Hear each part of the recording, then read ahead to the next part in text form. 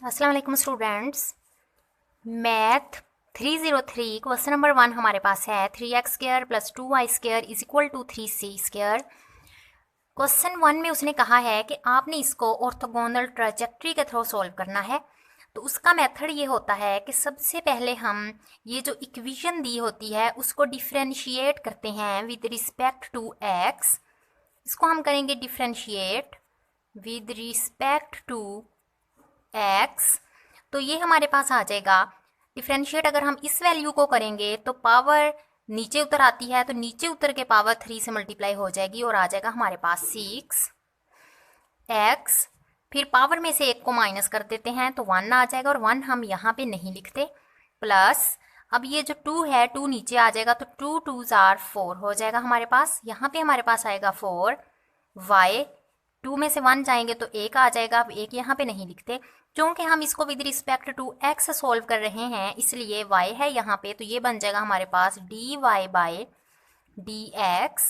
Is equal to, question में उसने हमें कहा है कि ये जो c है ये कांस्टेंट है, और जब भी हम डिफरेंशिएट करते हैं और कांस्टेंट वैल्यू जो होती है वो हमारे पास ज़ीरो हो जाती है, तो इसलिए ये पूरी जो वैल्यू है वो ज़ीरो हो जाएगी।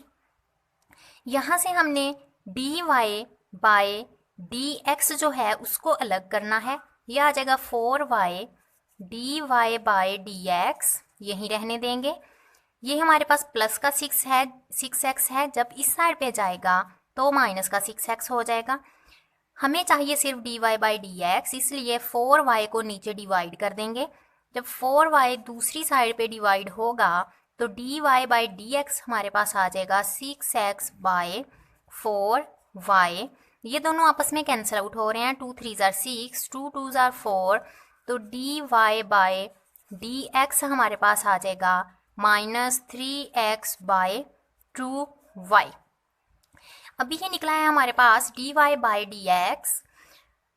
ये हमारे पास है डिफरेंशियल इक्वेशन ऑफ फैमिली। ये जो इक्वेशन है फॉर ऑर्थोगोनल ट्राजेक्टरी, ये इक्वेशन है हमारे पास। तो यहाँ पे जब हमने ऑर्थोगोनल ट्राजेक्टरी के थ्रू जब हम इसको सोल्व करेंगे तो हमारे पास आ जाएगा dy/dx इज इक्वल टू, इसको हम उल्टा देते हैं और साथ इसके माइनस लगाते हैं, -2y/3x। ये माइनस ऑलरेडी है, यहाँ पे एक माइनस आएगा। dy/dx इज इक्वल टू, ये माइनस माइनस प्लस हो जाएगा तो बन जाएगा 2y/3x। ये वाली इक्वेशन हमारे पास बन गई। ये हमारे पास family of orthogonal trajectory equation है। हम इसको अब नेक्स्ट डिफरेंशिएट करेंगे। ये जो पूरा मेथड है ये हमारे पास ट्राजेक्टरी का मेथड है। सोल्व जब हम इसे डिफरेंशिएट करें, इंटीग्रेट करेंगे। अब हम इसको इंटीग्रेट करेंगे। इंटीग्रेट हम इस तरह से करते हैं कि dy के साथ y वाली वैल्यू होनी चाहिए और dx के साथ हमारे पास x वाली वैल्यू होनी चाहिए। तो हम इस तरह करेंगे, dy, ये जो 2y है ये नीचे जब इस साइड पे आएगा तो ये बन जाएगा हमारे पास 2y इज इक्वल टू, ये dx है, dx x वाली वैल्यू की तरफ चला जाएगा, ये हो जाएगा हमारे पास dx/3x।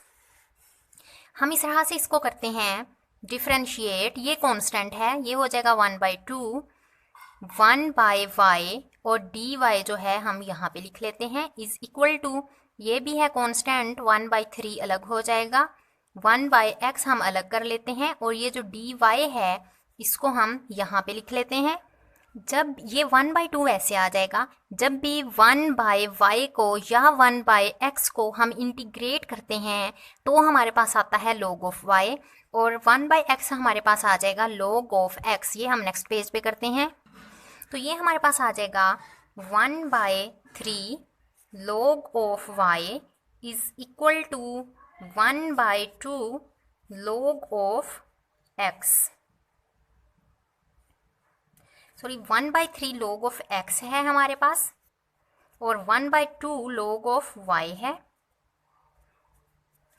तो यहाँ पे हमारे पास आएगा, इसको हम इस साइड पे उठा के ले आएंगे, 1/3 log of x minus 1/2 log of y plus c हम कर सकते हैं इज इक्वल टू 0 और ये हमारे पास है आंसर। अब हम करते हैं क्वेश्चन नंबर 2। सेकेंड क्वेश्चन हमारे पास है dy by D X plus Y by X is equal to cos X by X. अब ये इक्वेशन जो है इसको सॉल्व करने के कई मेथड हैं, लेकिन चूँकि आपको नज़र आ रहा है ये लाइनियर इक्वेशन है, लाइनियर इक्वेशन को मैं यहाँ पे सॉल्व करूँगी। आपको कैसे पता चलेगा कि ये लाइनियर इक्वेशन है? अगर हमारे पास स्टार्ट में dy बाई डी एक्स हो, उसके बाद हमारे पास ऐसी वैल्यू हो जिसके साथ y है, और उसके बाद इज इक्वल टू के बाद कोई ना कोई वैल्यू होनी चाहिए। इससे हमें पता चलता है कि ये हमारे पास लीनियर इक्वेशन है। तो सबसे पहले हम यहाँ पे फाइंड कर लेते हैं इसका इंटीग्रेटिंग फैक्टर। इंटीग्रेटिंग फैक्टर इसमें वो होता है जिसके साथ y होता है, तो ये y वाली बल्कि जो वैल्यू होती है वो हमारे पास इंटीग्रेटिंग फैक्टर होता है। तो यहाँ पे हमारे पास इंटीग्रेटिंग फैक्टर y है, तो इसके साथ वैल्यू कौन सी हमारे पास हो गई? 1 बाय x जो है वो हमारे पास इंटीग्रेटिंग फैक्टर की वैल्यू है। अब हम यहाँ पे फॉर्मूला यूज़ करेंगे इसको सॉल्व करने का। e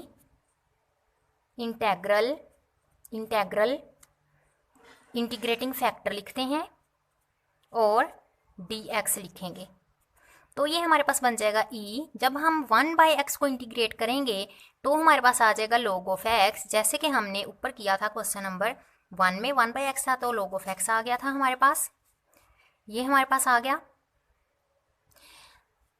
अब यहाँ पे log ऑफ x e के साथ कैंसिल आउट हो जाता है, वैसे इसको इस तरह से कटिंग नहीं करते, ये हमारे पास आ जाएगा x।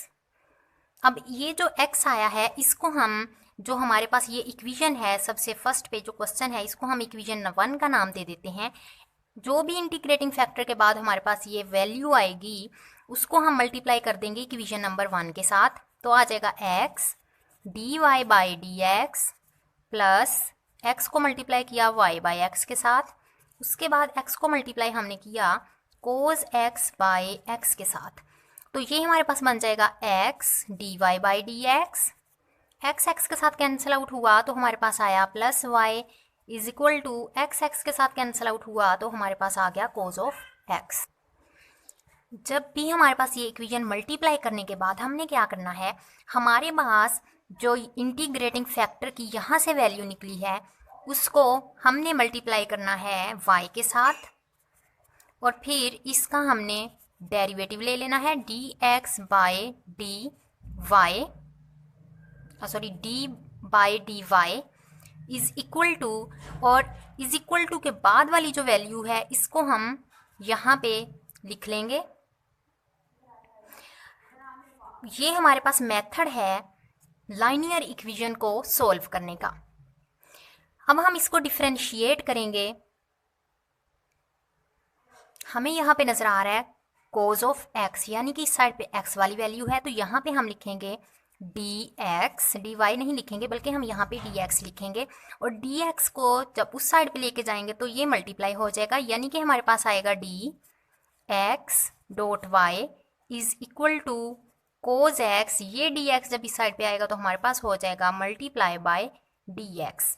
नेक्स्ट हम अब इसका इंटेग्रल लेंगे, इंटेग्रल इस साइड पे भी और इंटेग्रल इस साइड पे भी, तो d जो होता है वो इंटेग्रल के साथ कैंसिल आउट हो जाता है, तो हमारे पास आएगा x multiply y is equal to, यहाँ पे हम लिख लेते हैं x dot y is equal to cos of x का जो इंटेग्रल होता है वो हमारे पास होता है साइन x, प्लस हमारे पास आ जाएगा यहाँ पे c।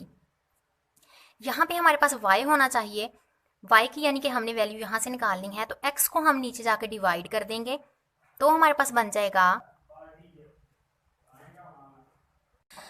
जब हमने x को डिवाइड किया तो हमारे पास आया y is equal to sine x by X plus c by X. x जो था वो दोनों साइड पे डिवाइड हो गया, y is equal to sine x by x आ गया, प्लस जब ये x ऊपर जाएगा तो ये हमारे पास हो जाएगा x की पावर -1, क्योंकि जिसकी पावर कुछ ना हो उसकी पावर 1 होती है, जब ये हम इसे ऊपर लेके आएंगे तो पावर माइनस में हो जाएगी।